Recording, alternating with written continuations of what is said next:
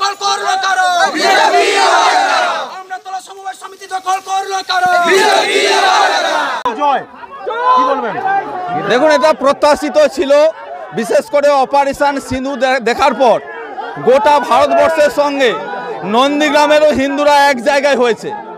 যারা এতদিন পর্যন্ত তৃণমূলকে ভোট দিয়েছে, এই আমড়াতলা সমবায় সমিতি নির্বাচনে সেই সমস্ত হিন্দু ভোটাররাও এবার বিজেপিকে ভোট দিয়েছে। এটা আমাদের বিরাট জয়। এই জয় শুধু এখানটা নয়, গোটা পশ্চিমবঙ্গে আগামী দিনে এই জয় দেখতে পাবেন। কতগুলি আসনে নির্বাচন হয়েছিল? এখানটায় 60টা আসনের মধ্যে আমরা পেয়েছি 42টা আসন, ওরা পেয়েছে 18টা আসন।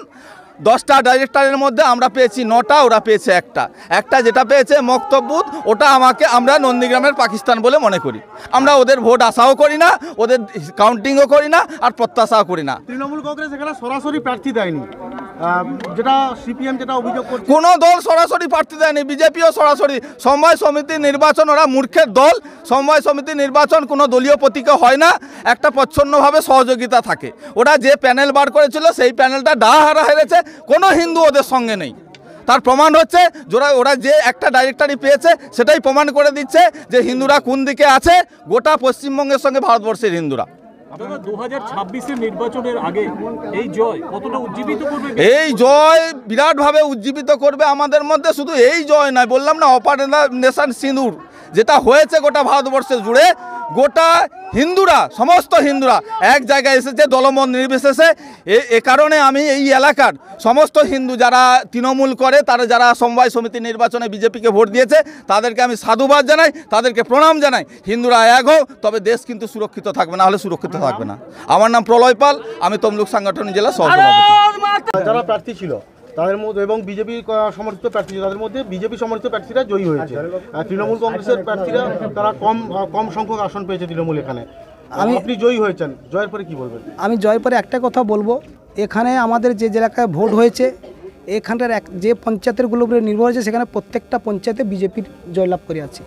তার মধ্য থেকে আমি একজন বিজেপি একদম কর্মী ছিলাম, যার মধ্যে শক্তিগণের প্রমুখ ছিলাম, যার উপরে এই অঞ্চলটার উপরে আমার দায়িত্ব ছিল বা এই বুথগুলোর উপরে আমার দায়িত্ব ছিল।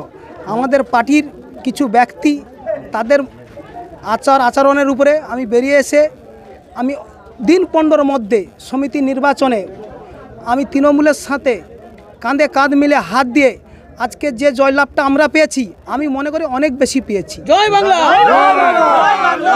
কেন? আগামী দিনে আমি মনে করি বিধানসভা সামনে 2026, তারপরে পঞ্চায়েত ভোট।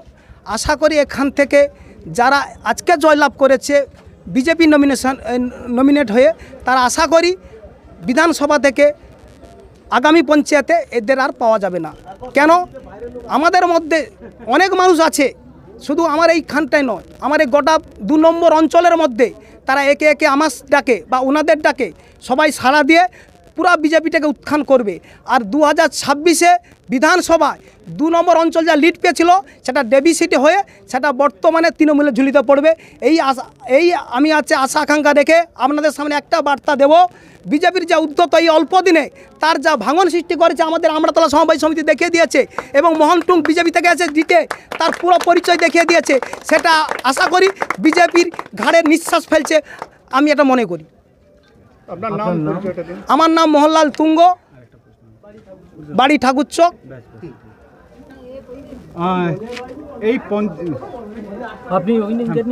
আমি উইনিং ক্যান্ডিডেট। এই সমবায় সমিতিতে বিজেপি ভোট পেয়েছে। জয় শ্রীরাম, জয় শ্রীরাম, জয় শ্রীরাম। ভারত মাতা কি জয়, ভারত মাতা কি জয়, ভারত মাতা কি জয়। আজকের আমড়াতলা সমবায় সমিতি দখল করলো কারো বিজেপি।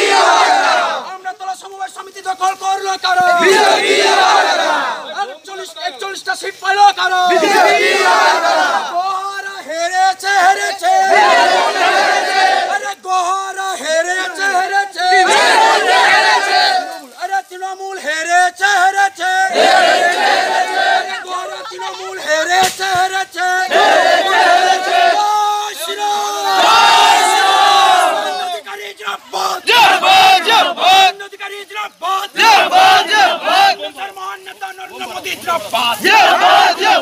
আজকের আমড়াতলা সমবায় সমিতি দখল করলো কারা? রাতের অন্ধকারে যে বিশাল সম্প্রদায়কে উস্কিয়ে হাঙ্গামা করে যে তা যায় না, যাবে না। আরে বিশাল সম্প্রদায়কে উস্কিয়ে হাঙ্গামা করে রাত্রেবেলা যে তা যায় না, যাবে না। জয় শ্রীরাম। ভারত মাতা কে জয়। ভারত মাতা কে জয় শ্রীরাম। সমবায় সমিতি দখল করলো কারা? আমরা সমবায় সমিতি দখল